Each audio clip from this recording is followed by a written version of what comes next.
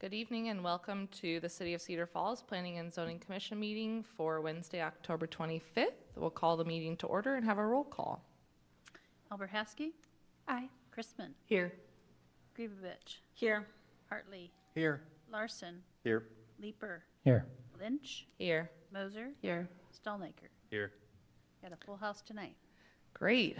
We will move into approval of minutes. Is there a motion to approve those minutes from October 11th? So moved. Second. It's been moved and seconded. All in favor, please say aye. Aye. All those opposed, same sign. Motion carries. Is there any public comments for anyone in the audience that would like to speak on anything not on our agenda for this evening? Name and address for the record, please. Hi, folks. My name is Bob Manning. I live at 2908 West 3rd Street in Cedar Falls.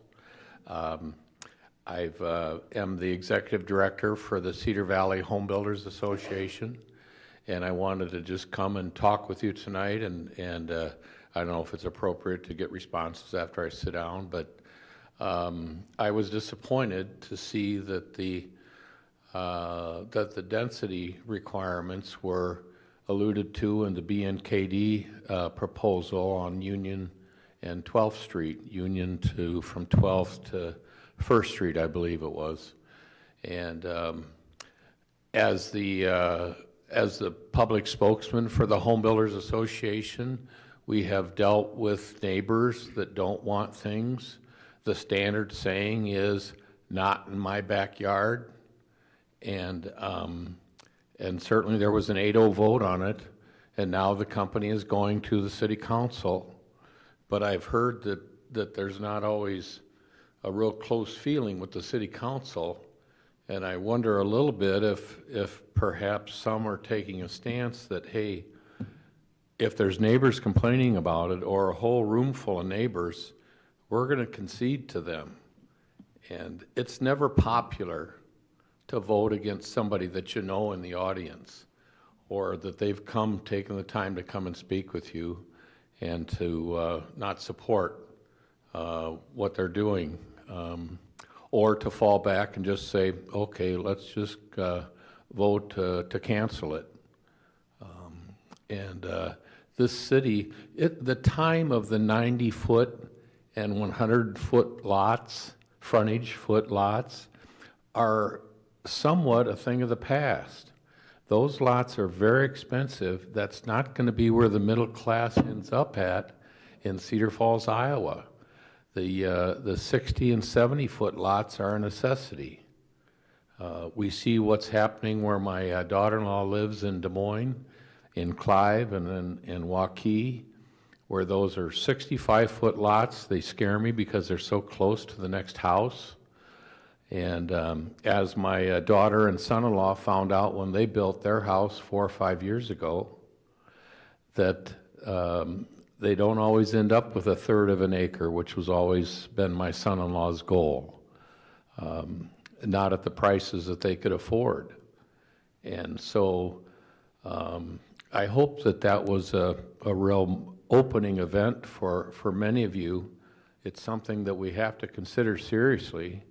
I'm a charter member of the Cedar Falls Economic Development Corporation that came out with the housing study, and I would imagine that many of you had a chance to look at that or read through that. It was quite an extensive document, and it said we have to have smaller, less density in our community to have the middle income people be able to afford a house that is now in the $400,000 range.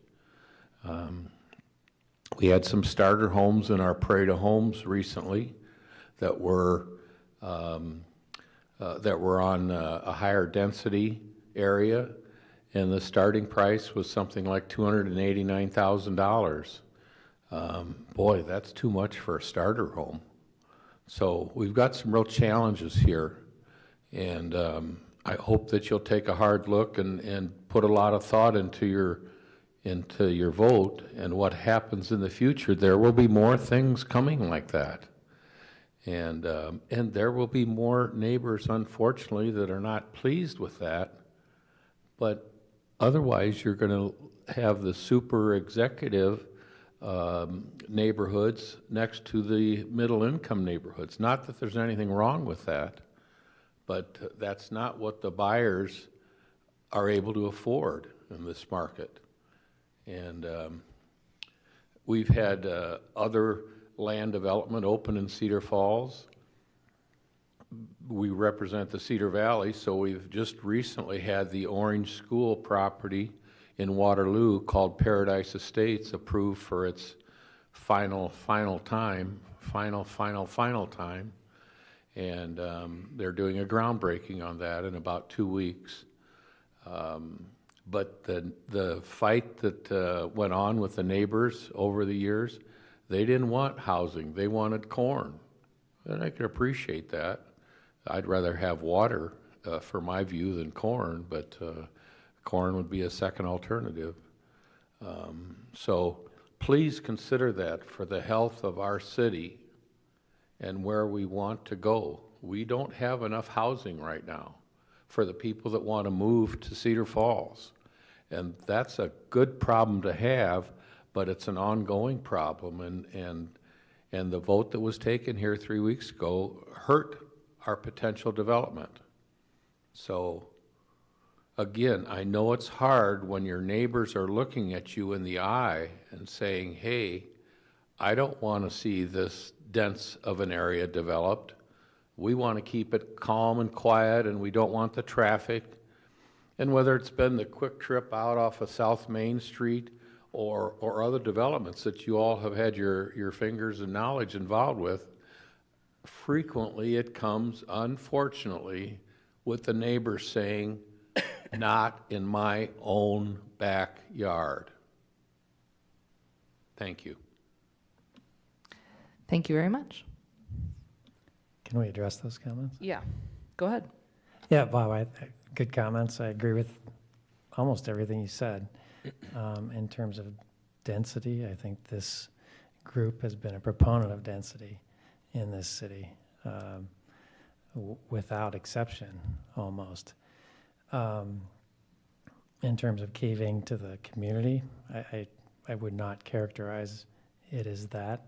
I think this group has also shown an ability to do what is right by code. But I think the issue for this group, if I had to summarize it, was one of a change in the master plan. And the proposal was to almost double the density of the development. And so there's an expectation that when people build their house and they're told, making their biggest investment of their life and told, what's going to be next to them as part of a master plan, that we're consistent with that, generally speaking. I think this group largely felt if it was not twice as much, that probably gets approved in some way. So, I think there's nuance there that's really important for the community to know. This group is not anti-development in any way, or anti-density, or opposed to, bucking the NIMBY, not in my backyard kind of syndrome. So it's a more nuanced discussion than that, I think. Any additional comments? Go ahead, Bob. Go ahead. Thank you for your comments, Brad, and you know that you and I agree on 90% of things out there. But the cost of land has skyrocketed the last 3 years. The lumber prices are up. The interest rates are, and I hate to talk in public about this because I always encourage people to buy or consider moving up. But the interest rates now at 7.5%, 30-year fixed, are something that's affected the payment. We've enjoyed many years in that 3, 4, and 5% range. My first mortgage was 9% fixed. And I thought that was a good deal. And then my second mortgage was 10.5% fixed. And then my third mortgage was 12.5%. And I paid 6 points to lock that 30-year loan in because I knew that rates would never come down. Now, I admit that as one of my fallacies. And when I was in banking and people would ask me, well, what do you think interest rates are going to do? I say, well, let me tell you about the time I got the 12.5% one. And so then they would say, okay, maybe I won't pay quite as much attention to you. And that was certainly fair, I thought. But the market has changed. It's not where we were at even 4 years ago. In the 2019, land, construction costs, material costs, labor costs, and interest rates were all much lower than they are right now. So we live in a different world. It's my contention that if we have rates level out, and they don't ask me certainly, but I personally think that they should stay where they're at and not go any higher. But it'll take about 6 months for the marketplace to accept the new payments based on the new interest rates. People don't do it initially, but eventually they get used to that and say, okay, we do want to move up, or we do want to build new, or we want to buy our first starter home. So 2019 and 2023 are way different. I'll leave you with that thought. Thank you. Mm-hmm. Any additional comments from the commission? I have just maybe one thing. So a question I get quite often is, where are the people coming from that are building $400,000 and $500,000 houses? And a lot of times it's people moving up, taking advantage of the increased market price and cashing out on equity. And so the interest rates don't affect a very liquid buyer quite as much. And so that makes new construction, new development an important cog in the real estate machine. And by having a place for them to go, it creates downline inventory at all different price points, and we're in desperate need of that. Kind of to what Bob was saying about the need for increased density, and that there was a change in the master plan, I think it would be worthy of consideration that sometimes plans change or need to, especially if they're 20 years old. I don't want to get too far into the weeds of it, but one of the things that surprised me about the echo chamber of nays was that it was contrary to staff recommendation. And I think it's important that a body like this and ultimately council realize how perilous the journey is to get to the point where a presentation is considered. So anyway, just a couple of things to keep in mind for posterity. And on that note, I had inquired at the last meeting about getting some nuance from the city attorney about how to handle some of these controversial type of things going forward. Not just education for the commission, but I think having it part of the public discourse so that that the public could be made aware rather than just backroom conversations, and something on the record for for developers to consider and that kind of thing. Just what kind of flavor to expect, and not necessarily procedure or requirements, but good practices. Did we have that conversation with Attorney Rogers? I did have a conversation with Mr. Rogers. He is going to prepare something, and I should have that for your next meeting. The one thing he did say was to keep in mind that you are an advisory body, you're a recommending body, and not, so you wouldn't have any decision-making power, so you wouldn't be held to the same standards as like the city council or the board of adjustment. But there's a lot of nuance to that, and you are in the role of providing advice and recommendations, so there's a lot of good practice that goes on there with regard to helping everybody understand the decisions that you're making, and providing comments to developers and to the public about the direction you think things should go. You know, that's why sometimes you have multiple meetings, is to provide that advice. And also to ask staff for more information if more information is needed. So that is kind of your role as the advisory body. But I'll get something really more specific from Kevin. He was going to prepare that, but I didn't have it for tonight. Fair enough. I think that'll be a great thing, especially with so much new presence on the commission and likely in some way, shape, or form, some new presence on council going forward. I think it'd be good to refresh that conversation. So, thank you. Any additional comment? All right, we'll close public comment unless there's another piece of public comment. Okay, we'll move into new business with the College Hill Neighborhood Design Review of 423 West 26th Street. And Chris, take her away. Yes. Thank you, Chair Lynch. Good evening, Commissioners. Let's see what the slides we got. Okay. So the applicant on this case is proposing a new 26 by 28 foot garage and an accompanying driveway on their property at 423 West 26th Street. This sits across the street from the nature area that the UNI Prairie Trail runs through. And for reference, Franklin Street, you'll see up on the screen, is the easternmost boundary of the overlay. So this property is just barely inside, I should say, the College Hill neighborhood overlay. A review by the Planning and Zoning Commission and City Council is required for any substantial improvement proposed within the district, within the overlay district, and this new garage and driveway meet that definition of a substantial improvement as outlined in the code. Up on the screen, you'll see a site plan that was provided by the applicant with the 26 by 28 foot garage, a driveway leading to it, which utilizes an existing curb cut. And you can see that it's parallel to the alley there. They chose not to come off the alley in order to have a little bit more space on the lot.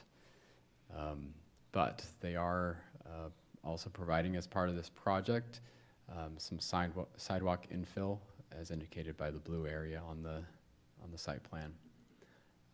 All applicable setbacks and regulations relating to detached accessory structures are shown to be in compliance as far as what they're proposing, and it, from staff's standpoint, looks good.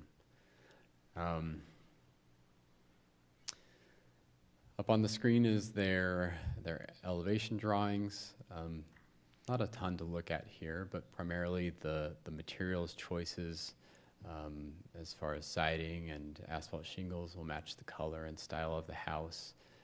The gabled roof and otherwise seem to match the house, which is also pictured up on the screen. And it looks to be a nice addition to the neighborhood. So with that, staff recommends approval of this case, subject to any conditions this body may have or council may have. Thank you, Chris. Is there anyone from the applicant that would like to speak to this item? Seeing none, any public comments? Seeing none, bringing it back to the commission for comments or a recommendation. I'll move to approve. Second. It's been moved and seconded. Any additional conversation? Seeing none, we'll take a roll call vote, please. Alberhesky, Aye. Chrisman, Aye. Gribovich, Aye.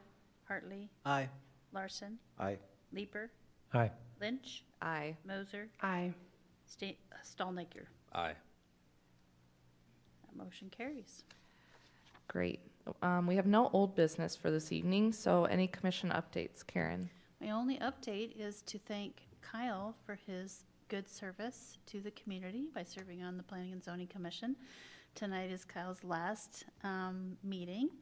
His term expires at the end end of this month. And anyway, I just want to thank him for all his good service. Thank you. It's been a pleasure. I don't know if anybody noticed, I got here early because I wanted to make sure and catch the cupcakes or pizza and coffee. There wasn't any. There wasn't any. Well, thank you very much for your service, Kyle. Thank you. And I think it'd be a good time to mention that if anybody is watching this right now, you're halfway here. And we need involvement and I think fresh involvement, continually refreshed involvement on boards like this one and so many others. So if you're watching this meeting right now, that means you're already halfway to being a good candidate. So I would encourage anybody and everybody to get involved and fill out the very simple application and be a part of this great community. And this body in particular is kind of a special one just because everything kind of starts here. It's been a neat thing to be a part of. So. Yes, and we know you won't be far. Right. We'll probably see you a time or two coming up, I'm sure, in all of your I'll be endeavors. around. Yes, absolutely. Well, thank you very much. Any additional comments before we adjourn? Karen, one question for you. Is it possible for us to get like council updates on some of the actions that come before us here? Sure, you know, like not all what of us happens are- at council? Yeah. Yeah, sure. Not all, just some follow-up items. Not everyone's going to council meetings and Right, sure. keeping up with things. You can watch them. But Yeah. why not? I know. Sounds fun. They're so short. Excellent. All right, can we have a motion to adjourn? So moved. Second. It's been moved and seconded. All in favor, please say aye. Aye. All those opposed, same sign. Motion carries. Have a great evening.